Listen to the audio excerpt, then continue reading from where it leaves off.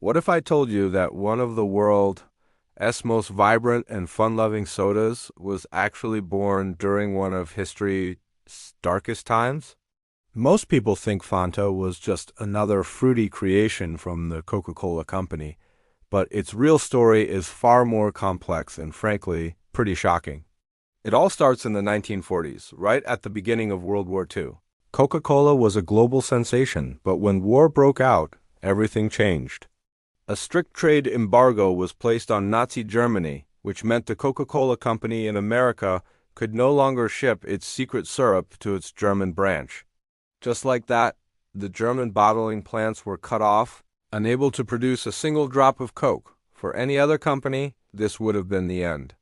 But the head of Coca-Cola Germany, a man named Max Keith, was determined not to let his factories shut down.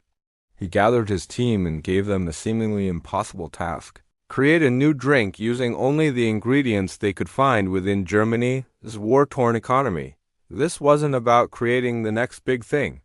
It was about survival. So his team got creative, really creative. They started experimenting with whatever they could get their hands on, which mostly consisted of leftovers from other industries. They used whey, the watery liquid left over from making cheese, and pumice, the fibrous pulp from pressed fruits like apples. It doesn't sound very appetizing, does it? But they mixed and tweaked and eventually came up with a surprisingly sweet, citrus-flavored beverage.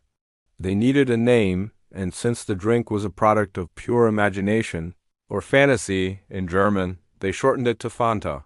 In a country facing severe shortages, Fanta became an instant sensation.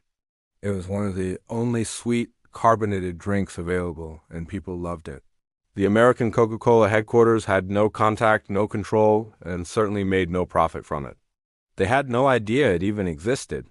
They expected to find ruined factories, but instead, they found them thriving, all thanks to this strange new drink called Fanta.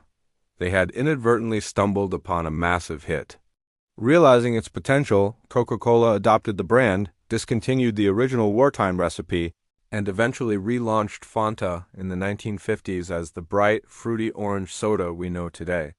So the next time you pop open a bottle of Fanta, remember its incredible journey. It wasn't dreamed up in a fancy marketing meeting. It was a product of desperation, resourcefulness, and survival, born from the scraps of a world at war. Thanks for watching. If you found this story as fascinating as I did, hit that like button and subscribe for more surprising stories behind the brands you love. See you in the next one.